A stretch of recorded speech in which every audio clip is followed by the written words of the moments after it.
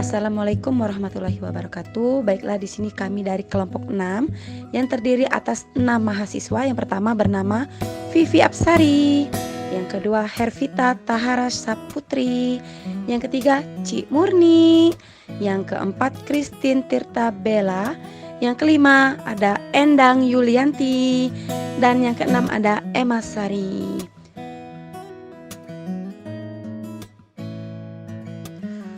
Sejarah perkembangan gerakan non-blok.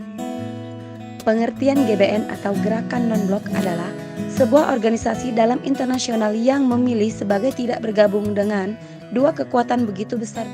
Dalam kedua kubu yang dimaksud tersebut adalah sebuah kubu Amerika Serikat dengan sebuah adanya ideologi kapitalisme yang lebih dikenal sebagai blok barat, dan Uni Soviet dengan sebuah ideologi komunis yang dikenal untuk blok timur.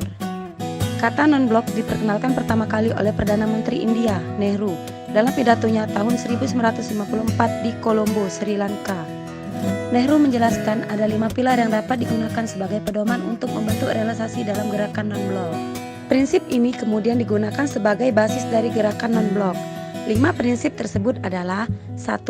Saling menghormati integritas teritorial dan kedaulatan. 2. Perjanjian non-agresi. 3. Tidak mengintervensi urusan dalam negeri negara lain. 4. Kesetaraan dan keuntungan bersama. 5. Menjaga perdamaian. Gerakan non-blok sendiri bermula dari sebuah konferensi tingkat tinggi Asia Afrika, sebuah konferensi yang diadakan di Bandung, Indonesia, pada tahun 1955 yang dihadiri oleh para pemimpin negara dari 29 negara berkembang di Asia dan Afrika. Pendiri dari gerakan ini adalah 5 pemimpin dunia: Josip Broz Tito, Presiden Yugoslavia; Soekarno, Presiden Indonesia; Gamal Abdul Nasir, Presiden Mesir; Pandit Jawaharlal Nehru, Perdana Menteri India; dan Kwame Nkrumah dari Ghana. Gerakan ini sempat kehilangan kredibilitasnya pada akhir tahun 1960-an ketika anggota-anggotanya mulai terpecah dan bergabung bersama blok lain, terutama blok timur. Gerakan ini kemudian terpecah sepenuhnya pada masa invasi Soviet terhadap Afghanistan pada Desember 1979. Tujuan utama dari gerakan non-blok: mengupayakan hak untuk menentukan nasib sendiri, kemerdekaan nasional, kedaulatan, dan integritas negara anggota. Selain itu, gerakan non-blok juga menentang apartheid dan tidak memihak fakta militer manapun. Gerakan ini juga menolak segala macam bentuk imperialisme dan kolonialisme, serta mendukung pelecutan senjata dan tidak mencampuri urusan negara lain. Negara yang pernah menjadi tuan rumah konferensi tingkat tinggi gerakan non-blok diantaranya Yugoslavia, Mesir, Zambia, Aljazair, Sri Lanka, Kuba, India, Zimbabwe, Indonesia, Kolombia, Afrika Selatan, dan Malaysia. Kelemahan gerakan non-blok. Untuk kelemahannya, yaitu anggota-anggotanya kurang erat dan dekat, tidak seerat NATO atau Pakta Warsawa. Bahkan, ada beberapa negara anggota yang mengikuti salah satu negara adidaya, contohnya India yang ikut dengan Uni Soviet melawan RRC. Selain itu, dahulu tahun 1979, Afghanistan juga sedikit kecewa ketika masa-masa penyerangan Soviet ke Afghanistan.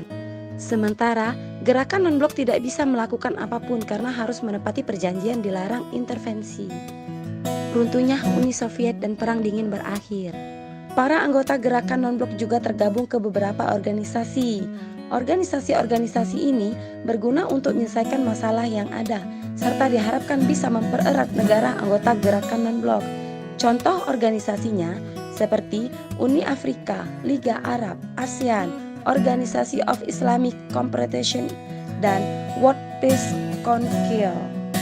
Kesimpulannya: 1. Adanya dua blok, yakni blok barat di bawah pimpinan Amerika Serikat dan blok timur di bawah pimpinan Uni Soviet yang saling memperebutkan pengaruh di dunia. 2. Gerakan non-blok berusaha mendukung perjuangan dekolonisasi di semua tempat, memegang teguh perjuangan melawan imperialisme, kolonialisme, neokolonialisme, realisme, apartheid, dan Zionisme. Baiklah, terima kasih kepada teman-teman yang sudah bersedia menonton video ini. Jangan lupa di like dan subscribe ya. Terima kasih. Wassalamualaikum warahmatullahi wabarakatuh.